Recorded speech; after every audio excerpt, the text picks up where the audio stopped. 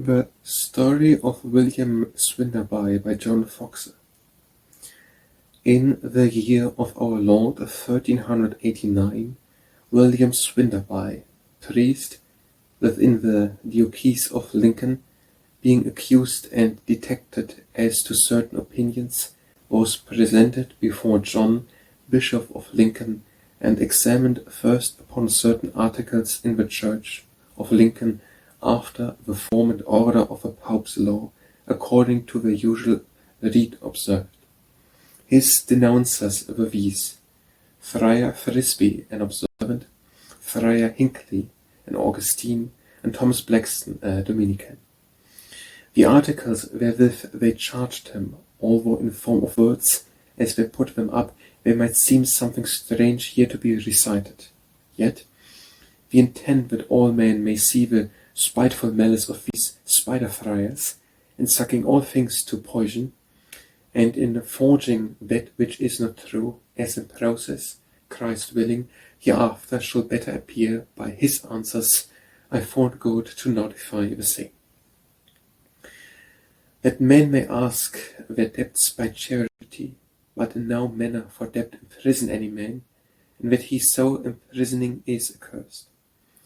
That if parishioners do know their curate to be a lecher, incontinent, and an evil man, they ought to withdraw from him their tithes, or else they be fautors of his sins. The tithes be purely alms, and that in case curates be evil men, the same may lawfully be conferred on other men. That for an evil curate to curse his subjects for withholding tithes is nothing else but to take with extortion wickedly and unduly from him his money. That no prelate may curse a man, except he know beforehand that he is cursed of God. That every priest may absolve any sinner being contrite, and is bound, notwithstanding the inhibition of the bishop, to preach the gospel to the people.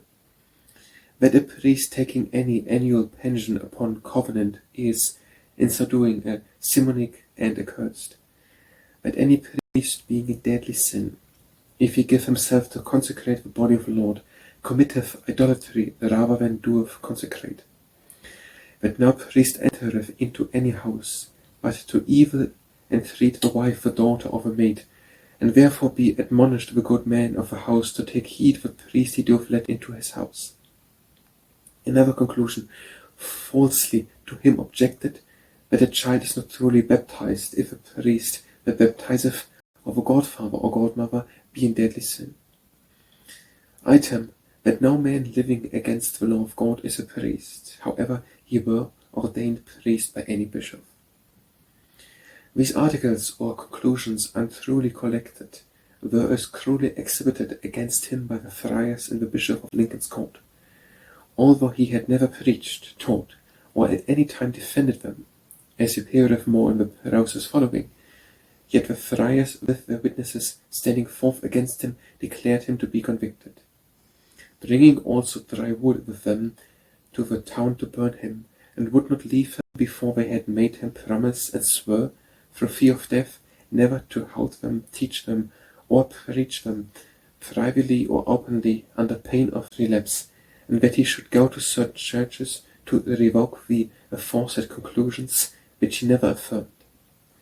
As first in the Church of Lincoln, then in St. Margaret's Church in Leicester, also in St. Martin's Church in Leicester, and in Our Lady's churches at Newmark, and in other parish churches also, namely those of Melton, Marlborough, Halholton, Hairborough, and Lentborough, which penance being enjoined him, he did obediently accomplish with this form of revocation which they bound him to in these words.